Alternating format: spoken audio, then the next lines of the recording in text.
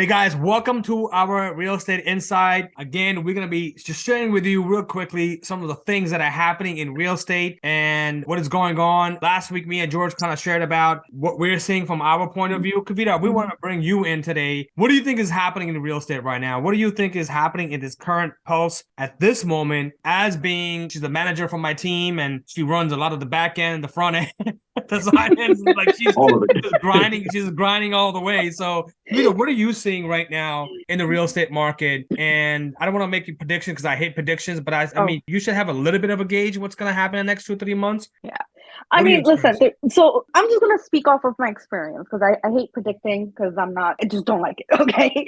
But let's talk about what we are experiencing on the back end, what we are seeing on a day-to-day basis. Number one, buyers are still out there. Qualified buyers are out there. What does that mean? That means people who have their pre-approval letters, they have their money for down payment ready, they have good credit, they have good income, and they are ready to go ahead and purchase a property within the next 3 months to 6 months at most time frame, right? Now, I'm going to speak in general for our area that we largely cover, which is the Hudson Valley, Bronx, and the boroughs, right? We cover such a large area where it's a lot also driven by schools. So this is when we see the most amount of activity happen in real estate. And the number one thing I've been saying to George and some of the other people on our team is, guys, your next 3 months is going to outline how the rest of your year is going to look like. Yeah. This is where you're going to connect with the most amount of buyers and sellers. This is where you're going to put together the most amount of deals, whether it's putting up a listing or getting a buyer into a contract or getting them serious enough where they're going to say, yes, let's get out there and start making offers. So we are definitely seeing that on the buyer side. We're still seeing buyers going in and making offers on homes, highest and best, final and best. Are we going crazy over asking like we were a year ago, 2 years ago?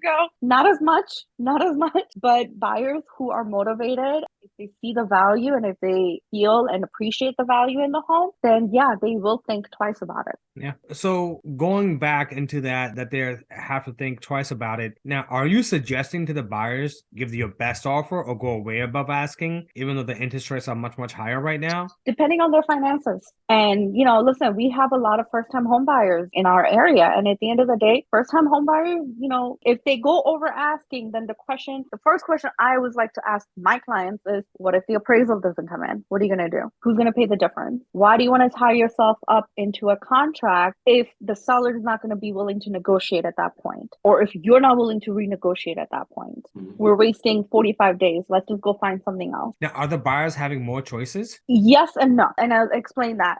Depending on their price point. Depending on their price point and depending on how flexible they're going to be in looking outside of a specific neighborhood. So if a buyer is limited to a specific neighborhood and they're limited to a specific price point, then yes, there will be a limitation of how much inventory is there. But if they're flexible, that's a whole different ballgame. So you're noticing a lot of it's basically transparency, honesty, and being upfront with them, letting them know their expectations and stuff like that currently. Absolutely.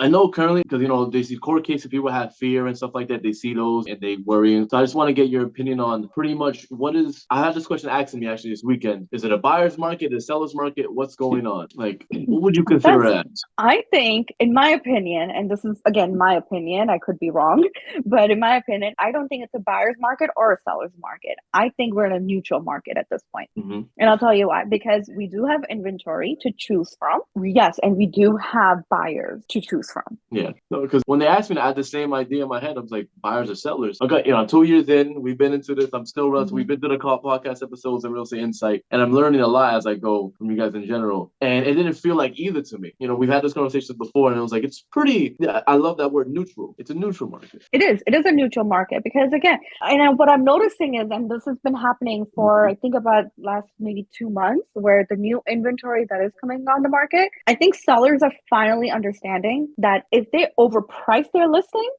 it's not going to move. The listings that are selling within the first 10 days or 5 days are the ones that have from day one been priced super aggressively or just slightly below market value to drive up the price. Because I think the buyers are smart. And just to kind of clarify everyone, we do understand that what's the sellers and buyers market and financial reason. This is just a personal opinion where, you know, the inventory sells in less than 30 days or so on and so forth, or there's more than inventory for more than 6 months. We understand it's a buyer's market. So this is just a personal opinion. To close this up, guys, inside real estate, we want you to understand that today, right now, it's a ready, willing, and able buyer that have everything ready to go, right? Especially when you find a property that you love for your family. Secondly, price the property correctly. We've been saying this. I mean, I have several properties that are overpriced. My job is to go ahead, or our job is to go ahead and tell you the news. Your job is to go ahead and take that and listen to us, basically, if you want to sell it, because a lot of sellers still do feel that they could get more. And again, it's what the buyer is willing to pay. If you get offers that are low than asking price, then you know that that's what the buyers are willing to pay. If you get it asking, that means you are at the market. If you get above asking, then you know you're going to go with the highest and best. If you get no offers, you're out of the market, what we call the no zone land. So make sure that you listen to your realtors. If you need an expert advisors, we're here, your real estate experts, guys. Click on the link below and let us know how we can help you out. Have an amazing day. Thank you, guys.